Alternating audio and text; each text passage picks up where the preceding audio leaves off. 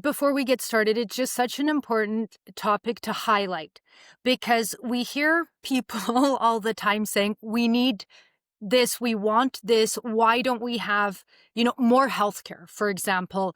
Um, our roads are bad. But one thing I think Canadians often forget is any public spending is taxpayer spending. And it seems like we came to this idea that the government has this unlimited source of money that comes from somewhere and they're able to fund all these very important social programs. So it's like there's some people demanding we need more of those social programs. Why is the government such a big, bad, terrible thing that they're not funding these social programs? And then there's another group of people that are saying, hey, we don't have the money. We need to figure out what we're doing here. And nobody seems to be having a conversation about what you just said as an introduction. Without the economic prosperity, what kind of country do you have?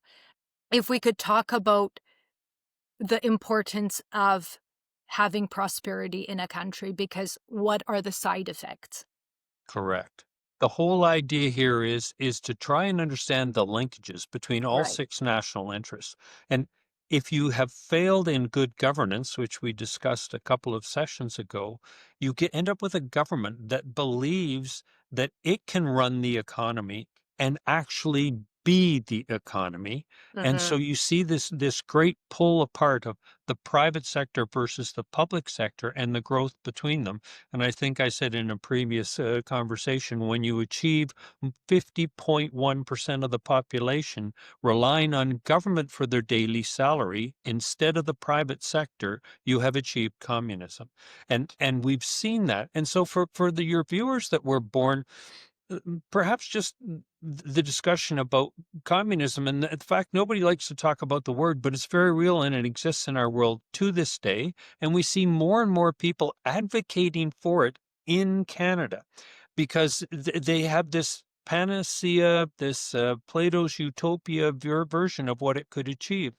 For those people that were born 1989 and after, they never grew up in a world where they saw what happened when the wall came down in 1989, and people were able to get in a car and walk and drive into the former Soviet Union.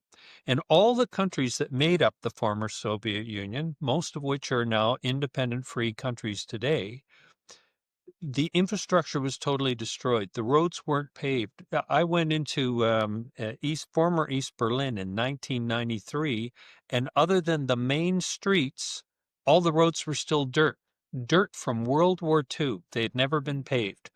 The economies in those countries were such that people simply spent every day trying to survive.